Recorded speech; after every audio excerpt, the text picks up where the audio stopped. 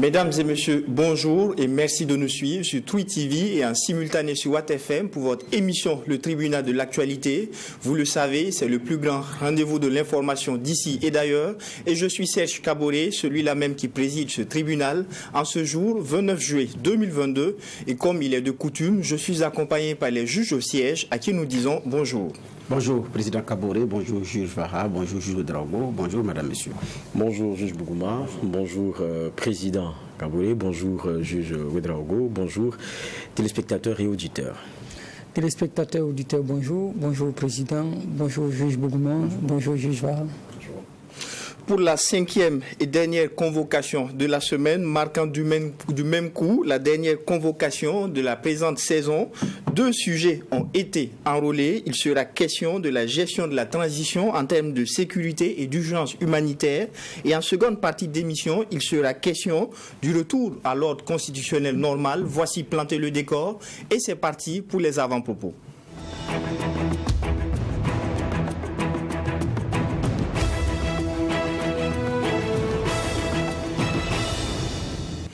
Juge Vaha, qu'est-ce qui retient votre attention pour la présente convocation ?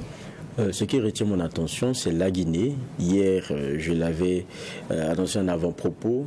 On était à 8h. J'ai dit qu'il y avait une manifestation qui était entrevue par le FNDC, Front National de Défense de la Constitution, qui a été créé en 2019 à la faveur du 3e mandat voulu par Condé. Ils s'y sont opposés de façon farouche. Et donc, si aujourd'hui on a des militaires qui sont à la tête de la Guinée, je ne dirais pas qu'ils y ont contribué, mais ils ont contribué au brusque changement parce qu'ils l'appelaient de tous leurs voeux et ils avaient fait front contre la volonté de Condé de continuer. Mais aujourd'hui, ils se retrouvent à demander aussi à la même transition, à la transition qu'il y a aujourd'hui, plus de transparence dans sa gestion. Et c'est pour cela qu'ils ont décidé de sortir hier, malgré que la veille, au journal de la télévision nationale guinéenne, des mises en garde avaient déjà été faites par les autorités, déjà déclarant la manifestation illégale et rappelant que toute personne qui sortirait et qui serait attrapée dans ce cadre-là, organisateur ou exécutant notamment du mot d'ordre, risquerait de se voir poursuivre par la justice. Hier, c'était course-poursuite dans la capitale, parce que on avait droit à jet des pierres et riposte des forces de défense et de sécurité guinéennes. Ça ne donne pas un beau visage, notamment pour des militaires qui sont venus, qui devraient être, pour moi, en symbiose avec une population qui attendait des changements importants. Il y a Mbalo qui, recevant le président français, en tant que président d'exercice de la CEDEAO, a abordé aussi au détour la question guinéenne, rappelant qu'il y a un genre de juste milieu qui a été trouvé, donc de ramener à 24 mois la transition guinéenne, comme le veut cette instance sous-régionale. Il dit qu'il avait pu l'obtenir, mais on a eu une réaction aussi de la partie guinéenne qui dit ne pas pouvoir confirmer ni infirmer l'information qui a été donnée. Donc ça jette un peu de froid. Qu'est-ce que veulent ces autorités guinéennes, ces autorités militaires? C'est la question qu'on se pose aujourd'hui. Il faut faire un coup d'État pour venir se comporter ainsi. Je pense que ce n'est pas forcément la solution. Le cas guinéen est très différent de celui malien ou celui burkinabé, où on fait face à une question sécuritaire qui est prégnante, qui est un peu un genre d'empêcher à avancer, même pour le retour à l'ordre normal, du fait de l'obligation d'avoir une bonne maîtrise du territoire afin de pouvoir organiser des élections. Quoique je ne dise pas ici que ce soit là le justificatif pour pouvoir allonger des transitions, soyons clairs. Donc la Guinée n'est pas à ça. Donc on devrait plus rapidement être capable de venir à un ordre normal. On a l'impression plutôt que ceux qui sont Doumbouya et ses amis ont bien l'envie de rester un peu plus longtemps et sont en train de se jouer d'un peuple qui avait nourri beaucoup d'espoir. Mais qu'est-ce que vous voulez ? Très souvent, nos transitions militaires, très récemment, nous ont donné à voir cela, beaucoup d'espoir au départ et la déception à la hauteur des espoirs nourris au départ. Alors, juge Bougouma, qu'est-ce qui retient votre attention pour la présente convocation ? Merci. Ce qui retient notre attention, c'est la visite de membres de la mission militaire de la Russie, donc en fin de mission au Burkina, qui ont été décorés par l'armée, donc à travers le chef d'état-major général des armées qui ont reçu respectivement les médailles de chevalier de l'ordre de l'étalon et les médailles de l'ordre du mérite de l'administration du travail à grave amitié et coopération. Donc, il y a déjà beaucoup de bruit dans certains réseaux diplomatiques qui disent d'ailleurs qu'il y a un lobbyiste israélien qui cheville aux côtés du président Damiba, présenté par une note diplomatique comme quelqu'un qui a à court d'idées. C'est ce que la note la révèle, à court d'idées par rapport aux solutions à apporter à la situation actuelle. Donc, il s'attache, ce service-là, et ce dernier, sa négociation, c'est pour pouvoir mettre le Burkina Faso en contact avec la Russie pour avoir des armes russes et tout. Bon, voilà, il est présenté comme un intermédiaire. Donc, c'est dans ces conditions également, effectivement, que ces messieurs ont fini leur mission. Alors, ils sont en train de repartir. Entre les États, il y a des coopérations formelles, hein. Donc, parce que la coopération, elle est civile et elle est militaire. Donc, combien de temps a duré la mission? Pour certains, en fait, quand les gens ont entendu Russie, ils se disent, certainement, ils sont venus en immersion, ils sont venus pour regarder comment ça va marcher, donc on les décore pour repartir. Bon, je pense que c'est dans le cadre formel de la coopération entre les États. Mais en même temps, ça suscite beaucoup de commentaires. Pourquoi? Parce que dans la note diplomatique que j'ai lue, il est question de dire que ce qui est projeté, c'est de faire venir Wagner également au Burkina. Donc, ce qui fait que, naturellement, ça suscite beaucoup de commentaires. Alors que les mêmes pays ont diversifié leur coopération. Si on regarde comment les grandes puissances collaborent avec des pays présentés comme des délinquants à l'échelle internationale, c'est inimaginable. Dans le cadre du renseignement et même dans le cadre de la coopération économique. Et donc, c'est ça aussi la réalité. Donc nous sommes dans un contexte où on nous impose avec qui cheminer, avec qui choisir. Et c'est comme si on est obligé d'aller demander l'avis de quelqu'un pour venir lier nos amitiés. C'est vrai qu'on a déjà annoncé que nous allons diversifier, comme on appelle ça, comme sur le plan diplomatique les pays, mais c'est déjà diversifié, puisqu'on a plusieurs partenaires bilatéraux. On en a beaucoup. Mais maintenant, c'est qu'est-ce que je fais avec qui exactement? Je pense que c'est ça qui nous reste à déterminer. Je veux quoi avec qui? Et qui s'accommode difficilement avec qui? Auquel cas, on ne peut pas s'accommoder, il peut quitter aussi. Parce que c'est une liberté de choix. Mais est-ce qu'aujourd'hui, nous avons ce rapport de force-là et ce courage de le faire? Donc, naturellement, on va rester dans les supputations. Quand les coopérants finissent et reçoivent leur médaille, ça va être source de discussion, j'ai dit bien, inutile. Alors que ça ne devrait même pas l'être. Pour peu qu'on ait le courage de nous assumer dignement. Alors, juge Ouédraogo, qu'est-ce qui retient votre attention ce matin?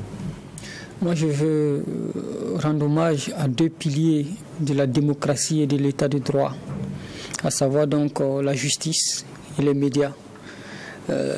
Au-delà de tout ce qu'on peut reprocher à nos médias, ils abattent un travail formidable.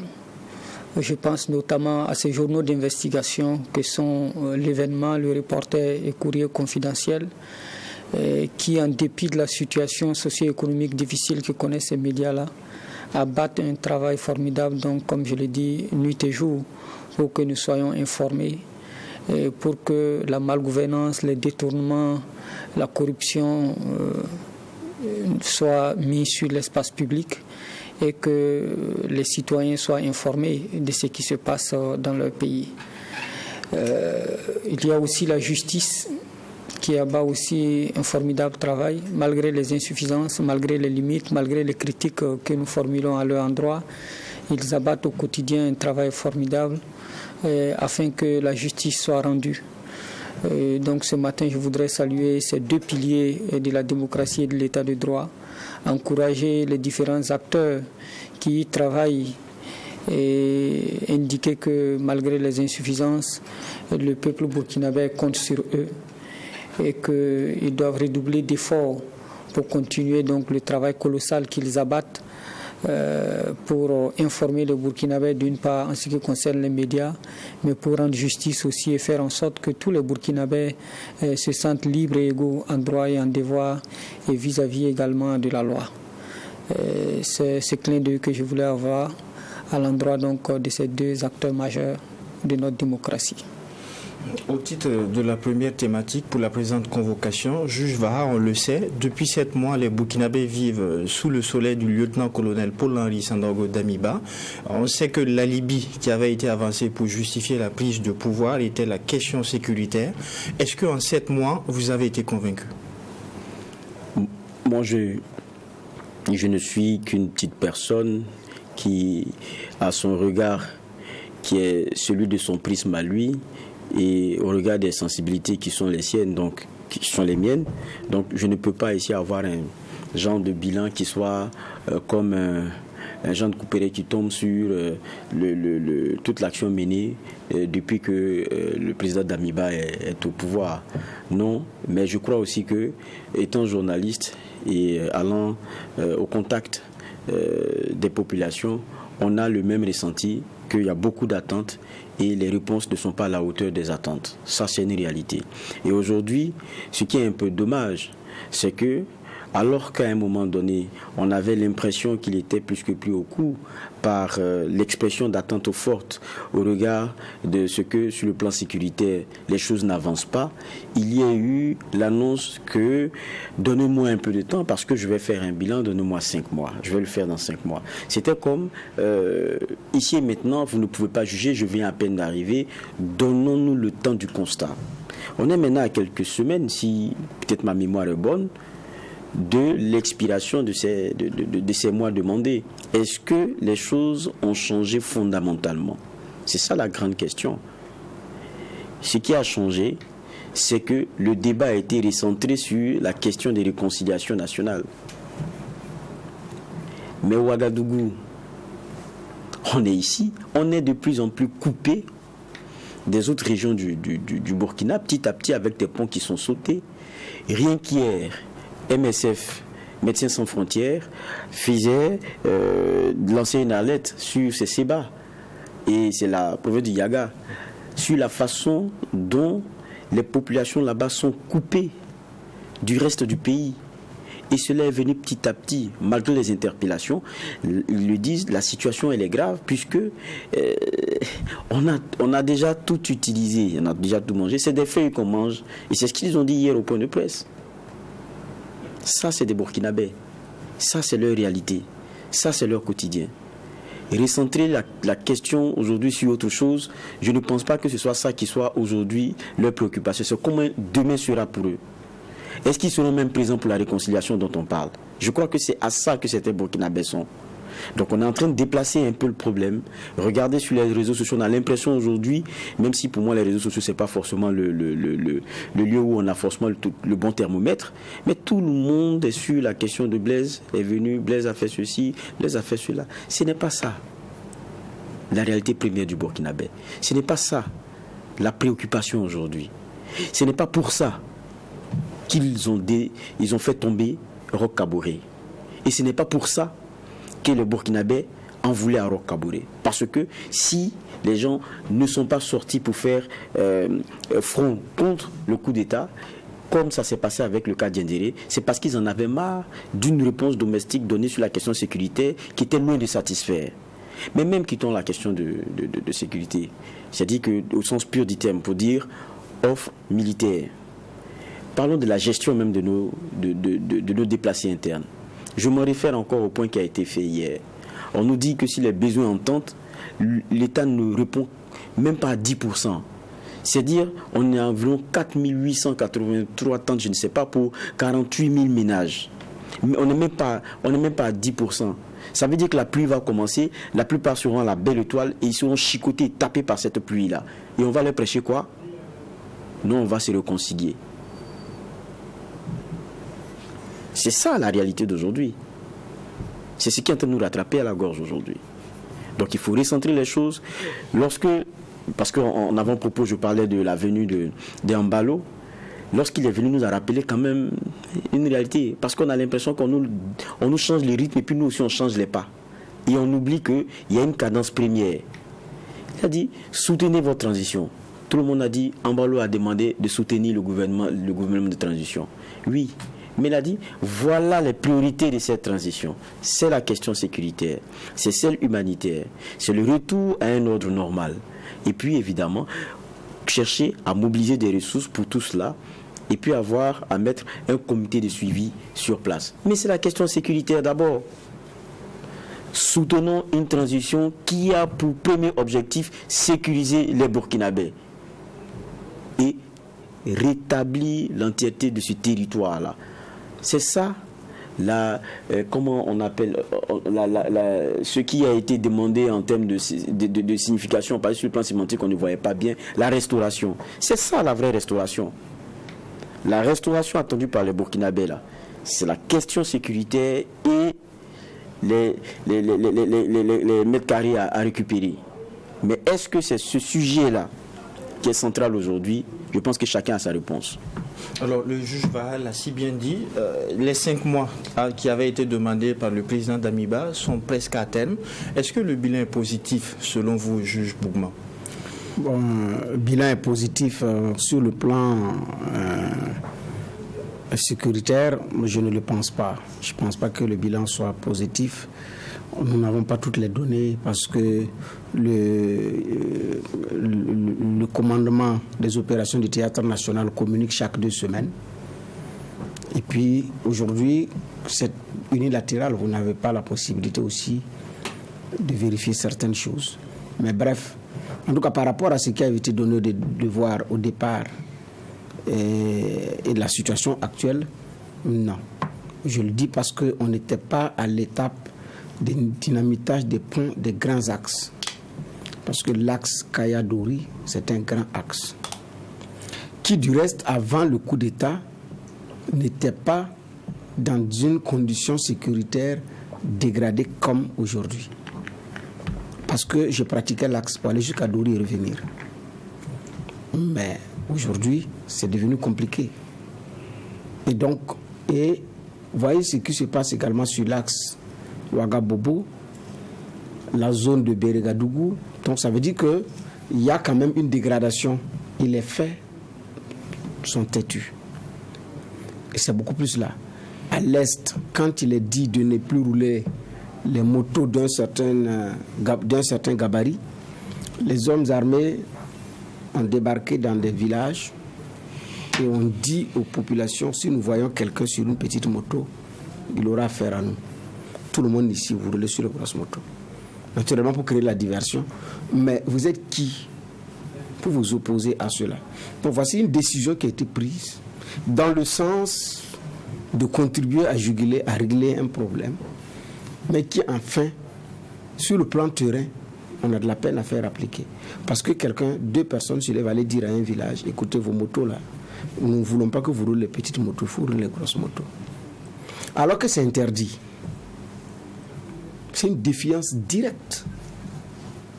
Et ça, ce sont des éléments concrets. Les faits ont eu lieu dans le village de l'ancien Premier ministre, l'ancien Premier ministre Paramanga. C'est dans son village, pratique, exactement. Ils ont dit, vous ne roulez pas les petites motos ici. Celui qui s'hasarde à utiliser une petite moto, il aura affaire à nous.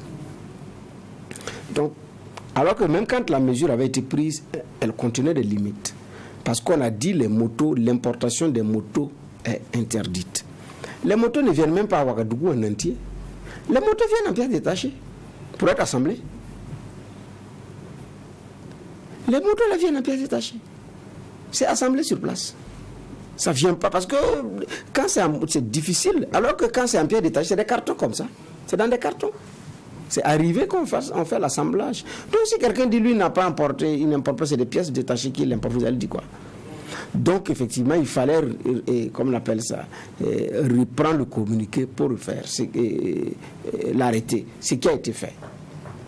Mais maintenant, sur le plan terrain, interdiction de tir cycle dans certaines zones et tout, état d'urgence, jusqu'à présent, c'est pas réglé.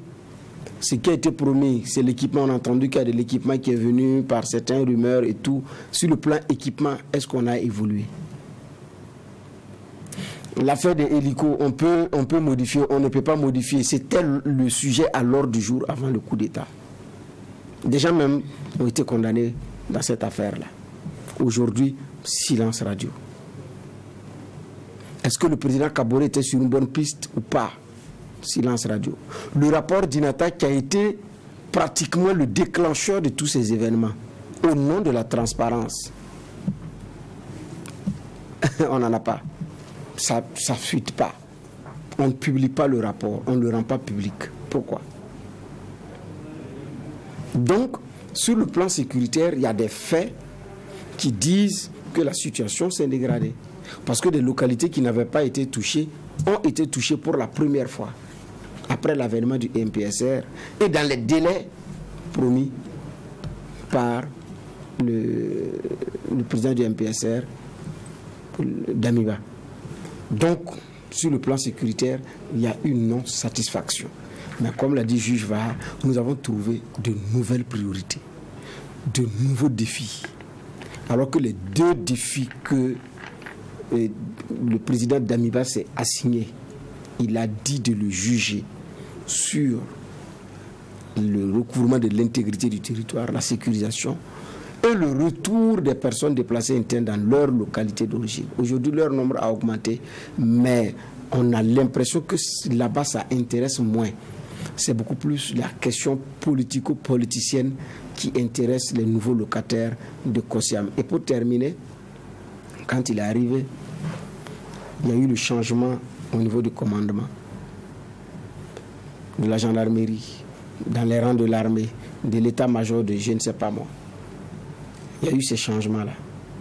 Après, il a installé le commandement des opérations du théâtre national, qui aujourd'hui d'ailleurs est devenu pratiquement notre état-major général des armées. Donc il a bien commencé. C'est vrai qu'il y a une rivalité entre les deux entités, mais c'est normal. Hein. L'essentiel, c'est savoir réellement qui fait quoi. Donc les rivalités entre les entités, ça ne peut pas manquer. Donc il y a eu une réorganisation de la machine. Il dit à partir de maintenant, le chef de l'État sera protégé par l'armée de terre. L'Assemblée, c'est la gendarmerie. La police, c'est telle entité. Donc il y a eu une réorganisation sur le plan sécuritaire au départ qui donnait de l'assurance. Et là, les gens avaient commencé à faire confiance. Mais aujourd'hui, on parle moins des enjeux sécuritaires. Ce qui fait que, naturellement, on se pose des questions, surtout après une attaque comme Seitenga, qui devait sonner le déclic dans une autre dimension de la lutte contre le terrorisme. Je pense qu'à ce niveau, il y a un grand effort à faire et les chiffres ne sont pas réduisants.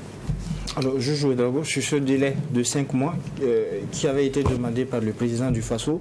D'aucuns se posent des questions. Est-ce que l'on n'a pas sous-estimé cette question sécuritaire pour se donner un délai de 5 mois et donner déjà des pistes d'avancée? Je pense que quand le président donnait 5 mois, ce n'était pas pour en finir avec le terrorisme. C'était pour retourner auprès des Burkinabés pour faire le point de la situation. Et sur ce terrain, on attend, je crois que c'est début septembre, que les 5 mois seront clos. Et donc on attend de voir au bout des 5 mois le bilan que le président Damiba nous fera. Mais il m'a tout l'air en regardant ce que nous avons au plan de l'actualité, que le président Damiba nous fera le point beaucoup plus sur les questions de réconciliation nationale que sur les questions purement sécuritaires et humanitaires, raison pour lesquelles le coup d'État du 24 janvier a été opéré. En journalisme, on dit que les faits sont sacrés et les commentaires sont libres. Et les faits nous imposent de reconnaître que beaucoup de Burkinabés ont été déçus, extrêmement déçus des résultats que nous avons en ce moment. Et quand on écoute ces Burkinabés-là, l'idée, ce n'était pas d'en finir avec le terrorisme en 6 mois.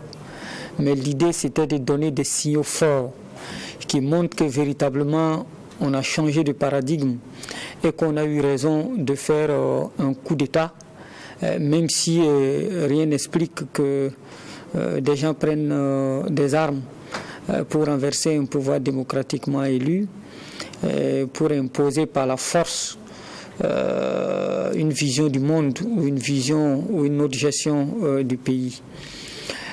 Dans tous les cas, les uns et les autres l'ont déjà démontré clairement, en entendant d'avoir le bilan du chef de l'État lui-même. Force est de reconnaître que sur le plan sécuritaire, les choses se compliquent davantage. C'est vrai qu'on n'a pas apparemment les mêmes façons de voir les choses et de comprendre les choses que certains de nos dirigeants qui font souvent les bilans. Parce qu'eux, à leur niveau, ils démontrent toujours que l'armée monte en puissance contrairement à ce que nous pensons, que l'armée fait un travail formidable sur le terrain contrairement à ce que nous pensons. Nous n'avons jamais nié cela, mais nous disons toujours que c'est sur la base des faits que nous jugeons. Et le président du Faso avait indiqué qu'il sera effectivement jugé sur la base de la capacité donc, de son équipe à faire retourner le maximum de Burkinabés dans leurs localités respectives, mais aussi à faire repousser le maximum possible la menace terroriste. Aujourd'hui, des ponts sont dynamités, les villes du Burkina sont pratiquement coupées les unes vis-à-vis des autres, et plusieurs écoles sont fermées, même si nous sommes en vacances, et la psychose a gagné encore plus de terrain. Qu'est-ce qu'on fait? Sinon que de constater de façon malheureuse que le débat national même est en train d'être détourné, et les uns et les autres aussi l'ont indiqué. Parce qu'aujourd'hui, plutôt que de parler de sécurité, plutôt de parler de situation humanitaire, on nous ramène sur des questions qui ne semblent pas intéresser véritablement les Burkinabés qui sont dans la détresse. Et c'est le lieu pour moi d'inviter une fois de plus nos autorités à aller à l'essentiel, à comprendre que vraiment nous sommes en situation de guerre et que cela n'est pas seulement dans le discours, mais dans les actes au quotidien. On doit ressentir à travers donc nos autorités que la question de la guerre est prise en main. Or, ce que nous retenons, moi en tant que journaliste, en 6 mois, je retiens qu'on a eu un gouvernement qui a décidé, dans cette situation de guerre, d'augmenter son salaire.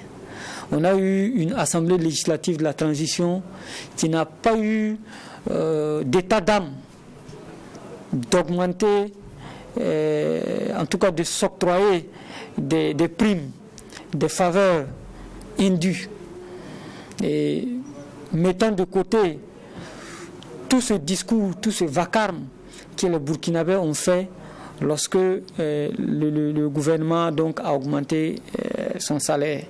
C'est comme s'il répondait en disant que nous aussi, le pouvoir exécutif ne peut pas nous imposer des salaires de 600 000 francs et s'octroyer des millions. Nous aussi, on va en catimini se donner 2 millions chaque trimestre. Mais c'est à se demander si on est vraiment au Burkina et si on vit dans le même monde.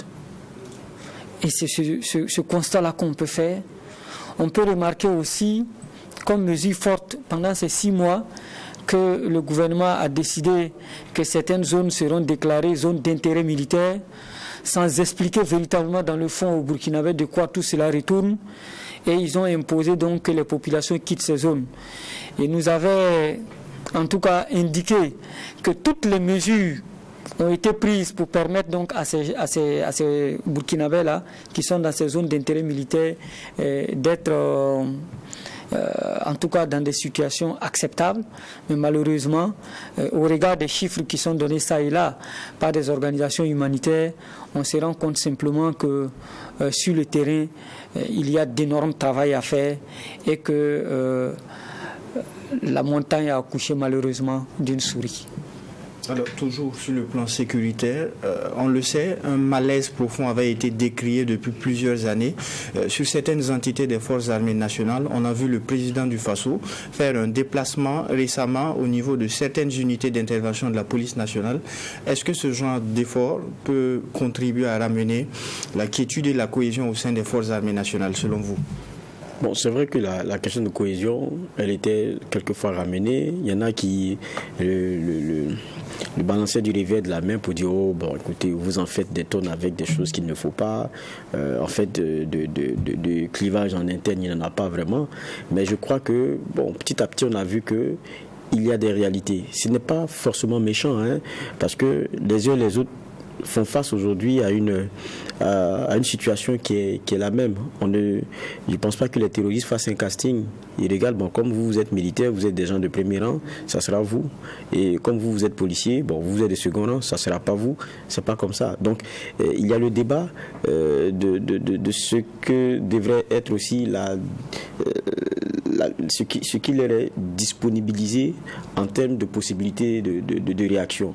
Et donc, c'est des débats qui sont venus à un moment donné. Est-ce qu'il faut un type d'arme revu pour eux et tout? C'est des petites choses qui étaient venues. Maintenant, il y a aussi les petites bisbilles qu'on avait eues, par exemple à Kaya, avec des échauffourées. Mais ça, quelquefois, moi je dis aussi qu'il ne faut pas trop généraliser. Parce que dans tous les groupes, il y a quelquefois des brebis galeuses qui mettent la boue sur les autres et tout. Donc, mais face à la récurrence de ce genre d'éléments, c'est bon aussi que le chef de l'État lui-même prenne le problème à bras le corps et essaie d'apaiser les choses en interne avec le discours qui va avec et avec évidemment le message qui va avec. On a vu la note aussi qui demandait à ce que, bon, lors de contrôle, même militaire et tout, on se plie à un certain nombre d'éléments voulus en termes de contrôle. C'est des choses qui participent donc de renforcer, d'éviter un certain nombre des fois d'égarements qu'on a et qui reviennent sur la place publique. Mais pour moi, on est dans on est embarqué dans un même combat. C'est-à-dire que c'est ensemble qu'on va réussir, mais c'est ensemble qu'on va échouer. Et c'est pour ça que, par exemple, ceux qui pensent que lorsque on parle de la situation, non, vous noircissez le tableau et tout, il n'y a pas quelqu'un qui est plus amoureux du Burkina que l'autre. Parce que si ça ne va pas là, c'est nous tous qui allons en partir ensemble. Maintenant, quelle contribution chacun peut dans cette situation? Il y a la critique objective, qui est un genre aussi de contribution. Mais face à la critique objective, il faut des oreilles qui soient celles attentives. Tout à l'heure, il y avait Inoussa qui énumérait un certain nombre d'éléments sur la question, par exemple, des salaires des ministres. On a eu l'impression que les chiens aboient et puis la caravane gouvernementale de la transition est en train de passer. Qui s'en est pas plaint? Tout le monde a reconnu que c'était quand même un peu compliqué dans la situation dans laquelle nous sommes de justifier cela. Même les techniciens qui sont venus ici avec des argumentaires difficiles à tenir et avec toute la gymnastique qu'ils se sont donnés, c'était difficile comme un chat de retomber sur ses pieds. Ils sont repartis les pieds en l'air ici. Parce que c'est difficile dans le contexte de faire comprendre cela aux gens. Quand on est dans un contexte comme ça, il y a des minimums. Mais on a l'impression qu'à la critique objective, on oppose une oreille très dure, qui n'est pas attentive. Il n'y a pas de tableau à noircir. Désolé, c'est désolant, mais le tableau, elle est déjà noir. Tout ce que chacun peut là, c'est apporter sa pierre, mais c'est un genre de craie qu'on met sur le tableau. Personne ne le noircit, parce que même si vous venez le noircir là, rien ne sortira et ne verra rien parce qu'il est déjà noir. C'est ça aussi qu'il faut. Pour moi, c'est ça qu'il faut. Il faut comprendre ici et maintenant. Il y a beaucoup de changements à apporter. Il y a beaucoup d'éléments dont on aurait pu se faire l'économie, comme il nous a rappelé ici la question de l'ALT, avec les 2 millions qui sont servis par après. Quand on a fini de critiquer le passage en force avec le gouvernement et son salaire, comment on peut revenir mettre sur la table ce qu'on a vu avec l'Assemblée? Il y a un problème. Donc on a l'impression qu'on n'écoute pas les Burkinabés. En même temps, vous demandez qu'il y ait un effort de chacun parce qu'on est dans un contexte difficile, vous permettez certaines choses. On est dans un genre de dichotomie et on ne comprend pas.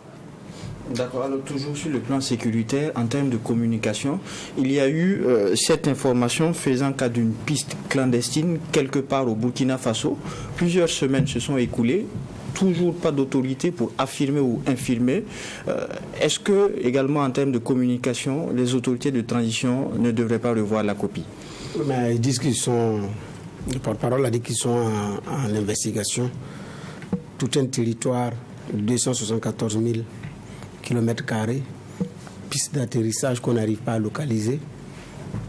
Bon, il faut des enquêtes, je ne sais pas de combien de temps, pour venir dire que c'est vrai ou bien ce n'est pas vrai. Donc, pour un régime militaire, naturellement, ça pose véritablement beaucoup de questions. Puisque certains disent que c'est entre la frontière Burkina-Mali. Il y en a qui disent cela. Alors, le Burkina a 1200 km de frontière avec le Mali. Et que ce n'est pas facile avec la coopération, je ne sais pas. Depuis que l'information a été révélée jusqu'à aujourd'hui, si on n'a pas pu savoir si c'est vrai ou c'est une fausse information et qu'on ne dise rien, naturellement, ça craint. Ça contribue à effriter le capital crédit, le capital confiance qui avait été donné au départ. Ça contribue pour beaucoup. Donc, quand vous prenez des décisions qui sont mises à rude épreuve, dont on interdit aux populations d'exécuter et vous n'avez pas la capacité de faire respecter la décision, naturellement ça joue. Je parlais du village de Paramanganyoli, je me rappelle du nom de Tansarga.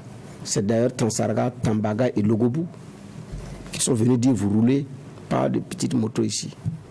Mais pour revenir effectivement à votre question, parce qu'il me fallait que je rappelle le nom de localité, pour revenir à votre question, naturellement sur le plan de la communication, il y a beaucoup de choses à revoir.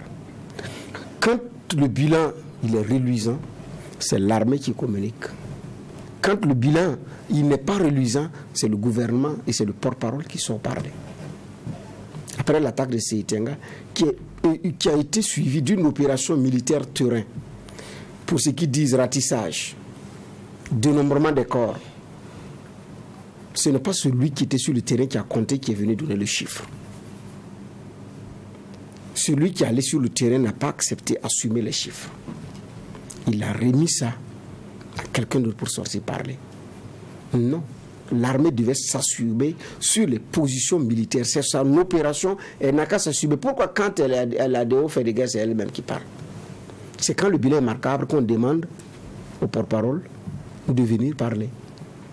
Il y a un ministère de la Défense, il y a un ministère de la Sécurité, il y a un chef d'état-major général des armées avec son service de communication. Pourquoi avec tout cet appareillage en termes de communication, le ministère de la Communication et le porte-parole, c'est même pas le ministère de la Communication, le porte-parole du gouvernement ne sort que quand le bilan est macabre. Donc sur le plan de la com, là les Burkinabés aussi se posent la question de savoir est-ce que ce n'est pas une armée qui a mal à son échec et pour ne pas donner l'avantage qu'elle a échoué, préfère se replier et puis livrer quelqu'un d'autre pour lire les communiqués. Parce que quand vous dites que c'est parce que les civils n'arrivent pas à gérer que vous avez pris, et ça ne marche pas aussi, un problème.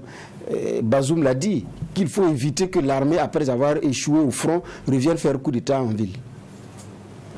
Donc, pour ne pas donner cet aveu d'impuissance et d'échec quand ça ne va pas, on passe par le porte-parole du gouvernement, qui sur certaines questions, c'est vraiment pas évident. Donc, sur le plan de la communication, naturellement, ça pêche parce qu'aujourd'hui, la communication gouvernementale aujourd'hui nous dit que la question sécuritaire et le retour des déplacés internes est au second rang. Le premier plan, c'est la réconciliation nationale, c'est Blaise Compaoré, son retour, son pardon, c'est surtout ça. Regardez les plateaux. Les organisations de la société civile qui accompagnent le MPSR, les jeunes qui sortent, qui parlent au nom du MPSR, on ne parle plus des questions sécuritaires. Il faut se réconcilier, c'est la réconciliation nationale, il faut faire la réconciliation nationale, il faut de la cohésion dans cette lutte-là. C'est tout. Maintenant, la question sécuritaire, est-ce qu'on est conséquemment armé? Est-ce que, quand on dit qu'il y a des complicités entre les civils, entre les militaires, quel est le travail qu'on fait pour trier la bonne graine de livret? On n'a même plus le temps pour ça. La com nous dit, oubliez la question sécuritaire, parlons réconciliation nationale. Donc on a de nouvelles priorités, il y a de nouveaux enjeux qui intéressent le lieutenant-colonel Paul-Henri Sandaogo Damiba. La question sécuritaire, elle est reléguée au premier plan. Au deuxième rang. Mais regardez même sur la question de réconciliation. Les erreurs de com qui maquillent, comme on appelle ça, qui ont entaché même le processus. Regardez tout ça. Quand on regarde tout ça, on se pose des questions. Mais comment est-ce qu'on arrive, avec ces arguments-là, à convaincre que le porte-parole du gouvernement, qui n'est pas du cabinet de Blaise, sorte lire une lettre de Blaise avec sa fille à côté, au perron, sur le perron du palais présidentiel? Il y a un problème de fond et de forme. Je n'ai pas dit que Blaise ne doit pas demander pardon, je n'ai pas dit ça. Je n'ai pas dit que la famille Sankara, les autres familles des victimes ne demandent pas pardon, je n'ai pas dit ça. J'ai dit un problème de forme et c'est très flagrant. On aurait pu mettre suffisamment de forme. Blaise a une famille au Burkina. Maintenant, quand c'est des Ivoiriens qui accompagnent un Ivoirien et une Ivoirienne pour venir demander à un Burkinabé maintenant de lire une lettre de demande de pardon, dans la forme que dans le fond ça pose problème. Mais tout ça, ça entache sur la communication générale. Je fais le lien parce que tout est comme dans cette affaire. Tout est communication, même le silence. Même le silence du président est une communication. Donc, toutes ces choses-là jouent sur la qualité de la communication. Et je pense que ce gouvernement a des hommes et des femmes qui peuvent mieux faire en termes de communication. D'accord. Alors, Jules Ouédraogo, on parle de communication du gouvernement de transition. Sur le plan des opérations militaires, on sait qu'il y a le commandement du théâtre des opérations nationales qui fait des efforts, qui essaie de fournir un bilan mensuel des opérations sur le front. Mais en termes de communication, qu'est-ce qui est à revoir selon vous? La communication, c'est un tout. J'avais dit qu'on ne peut pas avoir la prétention sur ce plateau de vouloir donner des leçons de communication à ceux qui gèrent la communication gouvernementale aujourd'hui. Ils ont autour d'eux des personnes chevronnées. Mais la communication aussi s'incruste, à mon avis, dans une vision globale. Quand vous ne savez pas où vous allez, la communication ne peut pas vous aider. Ou du moins, quand visiblement, là où vous allez là, votre peuple n'est pas en phase avec vous, vous allez beau faire des contorsions intellectuelles, vous n'allez pas pouvoir vous en sortir. Et malheureusement, j'ai le sentiment que c'est ce qui se passe aujourd'hui avec ceux qui coordonnent la communication du gouvernement et la communication aussi de nos forces armées nationales. Quand on décide de faire dans la transparence la plus totale, dans la franchise et dans l'honnêteté, la communication devient une chose aisée. Mais quand on veut maquiller des choses, quand on veut cacher des choses, quand on veut faire avaler des pilules de façon forcée à son peuple, en ce moment, on se retrouve dans des gymnastiques et tout de suite, on voit les limites objectives. Parce qu'on ne peut pas cacher le soleil avec la main. On ne peut pas empêcher le jour de se lever. Donc ça devient difficile. Quelles qu'en soient vos qualités de communicateur, quand c'est pour faire du libre, c'est très difficile. Or, justement, quand on regarde de loin, on peut se tromper, mais quand on regarde de loin, on a le sentiment que les gens veulent faire des choses en se cachant ou en cachant des choses à des Burkinabés. Quand le porte-parole du gouvernement sort effectivement pour lire une lettre d'un ancien chef d'État, bon, vous avez beau être un beau communicateur, c'est difficile de rattraper cela. Quand les Burkinabés constatent au quotidien que la situation sécuritaire se dégrade et que des magiciens s'évertuent à démontrer le contraire, c'est pas possible. Donc vous avez beau faire les meilleures écoles de communication, vous allez vous retrouver le nez face au mur. Vous allez vous fracasser votre nez. Donc c'est de ça qu'il s'agit aujourd'hui. La communication, ce n'est pas ce n'est pas du mensonge. Ce n'est pas de la manipulation. Ce n'est pas le faux. Ce n'est pas transformer le noir en blanc. Ce n'est pas de ça qu'il s'agit. Mais il faut dire aux Burkinabés ce qu'il y a. Et il faut dire aux Burkinabés où on va. Et quelles sont les solutions qu'on propose par rapport aux maux qui nous assaillent. Parce que ce n'est pas que le MPSR, ce n'est pas que les militaires, ce n'est pas que le gouvernement qui apportera des solutions aux problèmes qui nous minent. Parce que chacun de nous, d'une manière ou d'une autre, fait partie du problème et chacun de nous, d'une manière ou d'une autre, peut être une solution au problème. C'est à travers l'intelligence collective que nous allons construire donc la paix que nous voulons tous. Mais cela doit se faire de façon transparente. Vous imaginez quand en situation de guerre, au moment où l'ennemi avance, il prend des territoires, nous sommes préoccupés par dire non, il faut qu'on se réconcilie d'abord avant d'aller attaquer l'ennemi. Alors que l'ennemi ne fait qu'avancer.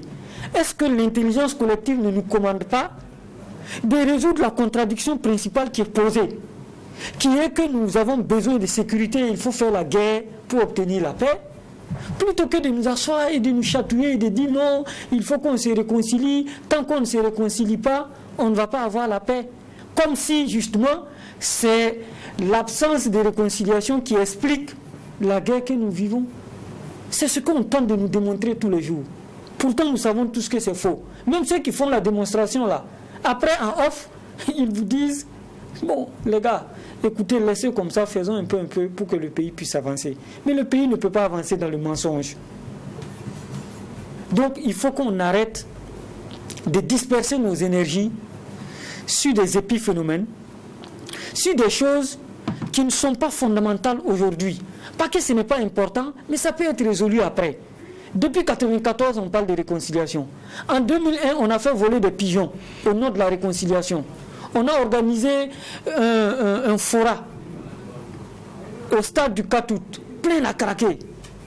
Mais ça nous a amené où? Mais aujourd'hui, on parle de Séba, où des gens meurent de faim et de soif. Et on a besoin de notre gouvernement là-bas. On a besoin de notre armée là-bas. Non, ça, ce n'est pas une préoccupation.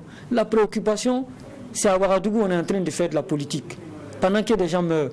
Donc ça devient frustrant, ça devient humiliant, et on se demande finalement si les raisons qui ont été avancées un certain 24 janvier pour prendre le pouvoir sont toujours valables aux yeux de ceux qui nous gouvernent aujourd'hui. Si c'est le cas, vraiment, qu'ils se remettent à travailler, parce que jusque-là, ce que nous voyons là paraît beaucoup plus de la politique politicienne que vraiment de la volonté de sortir le Burkina Faso de sa situation de léthargie, de sa situation de guerre et d'insécurité. D'accord. Et pour vous permettre de réagir sur la même question de communication, il y a eu ce que vous avez utilisé comme expression, le chien à bois, la caravane de la transition passe, ne freine pas.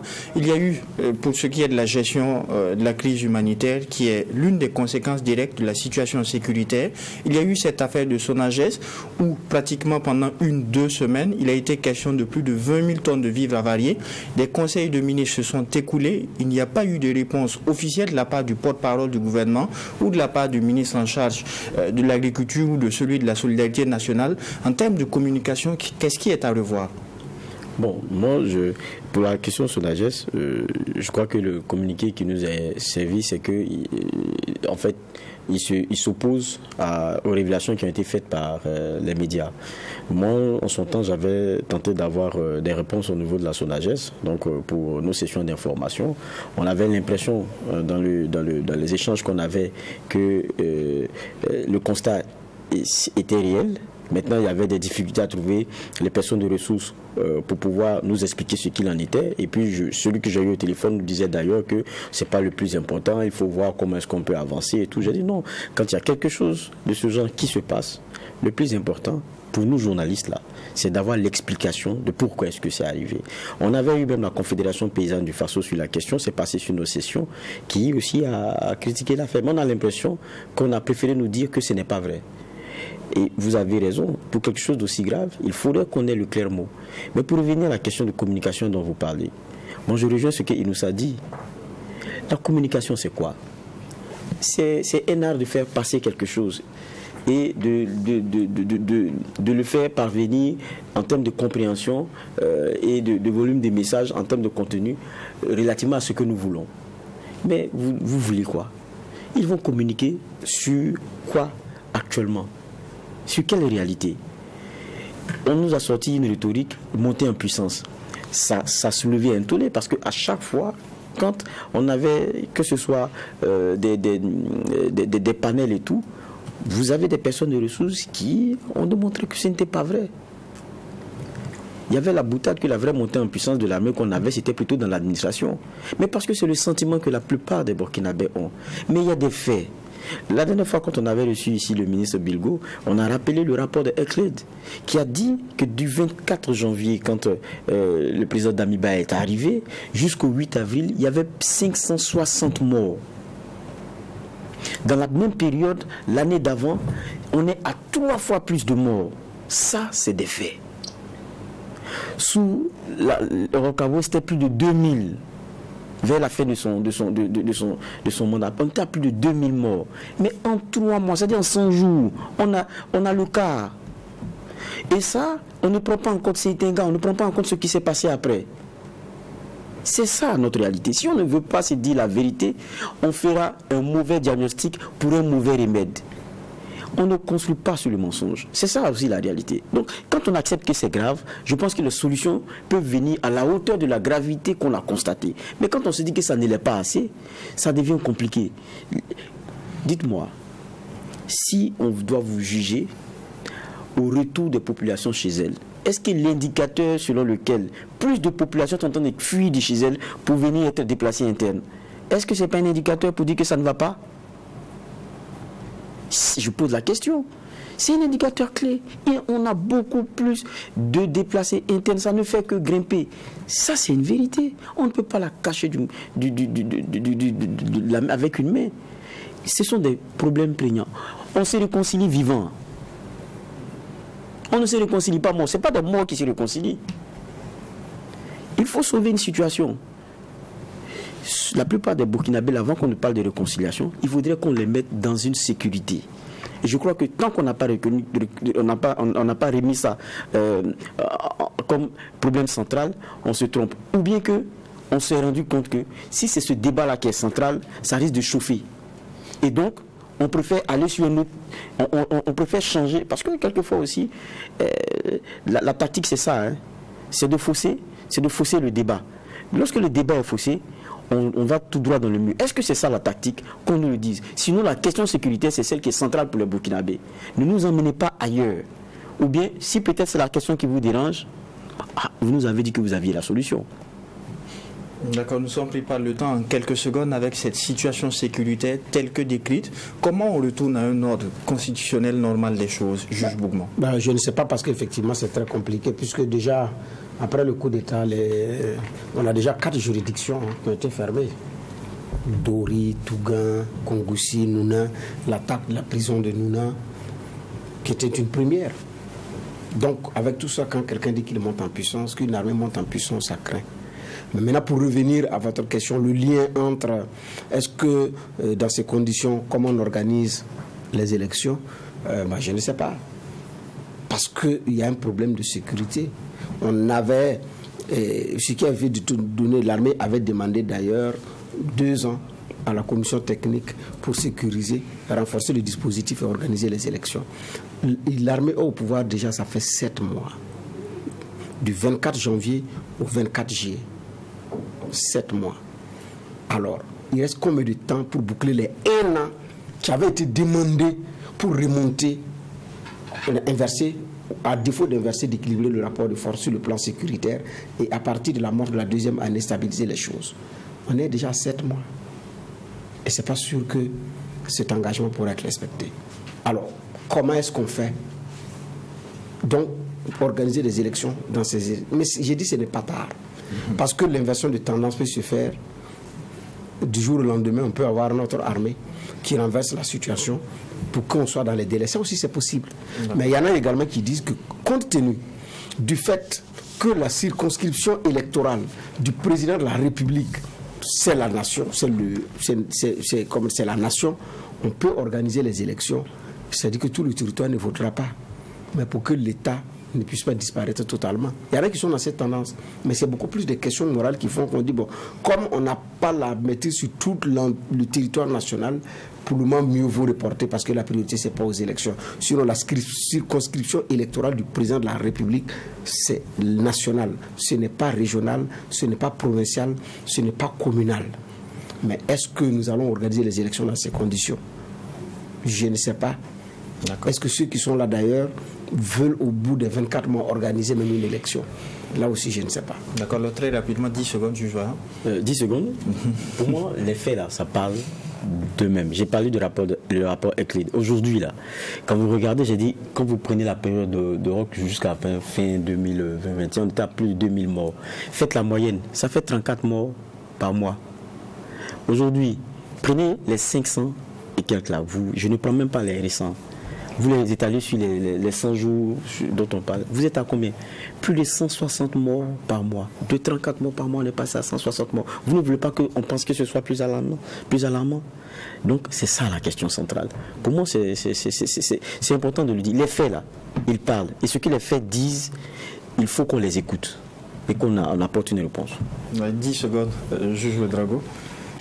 C'est d'inviter vraiment les militaires à se remettre au travail, inviter l'ensemble des Burkinabés à se remettre en cause et avancer radicalement vers le succès, parce que ce succès-là est à notre portée.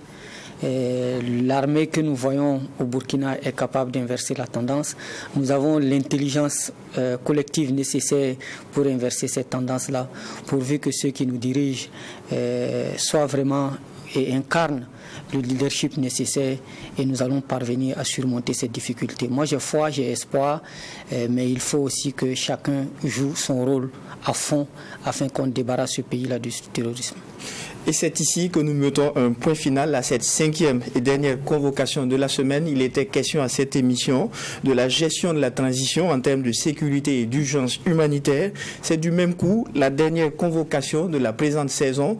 Doyen des juges, un mot à l'endroit des téléspectateurs. Oh, merci de nous avoir suivis. Et puis notre conviction, c'est d'apporter ce qu'on peut, même si c'est peu, autant que peu se peut, nous le faisons chaque matin pour la consolidation de ce qu'on pense être bon pour ce pays. C'est la seule contribution pour laquelle nous sommes là. Et si par moment on a eu peut-être dans le langage à choquer et à heurter, ce n'est pas volontaire, parce que ce n'est pas notre ambition et on s'en excuse. Mais toujours est-il que nous pensons que chacun devra apporter sa pierre ainsi que nous contribuons. Alors, merci à vous qui l'avez suivi. Merci à l'équipe technique qui nous a accompagnés tout au long de cette saison. Une pensée spéciale à Adams Khaled Ouédraogo qui a débuté cette saison. J'ai eu le plaisir de la clôturer avec vous. Restez fidèles au programme de Tweet TV Watt FM, car ici au tribunal de l'actualité, la rigueur d'une justice équitable s'applique sur tous les sujets enrôlés. Au revoir.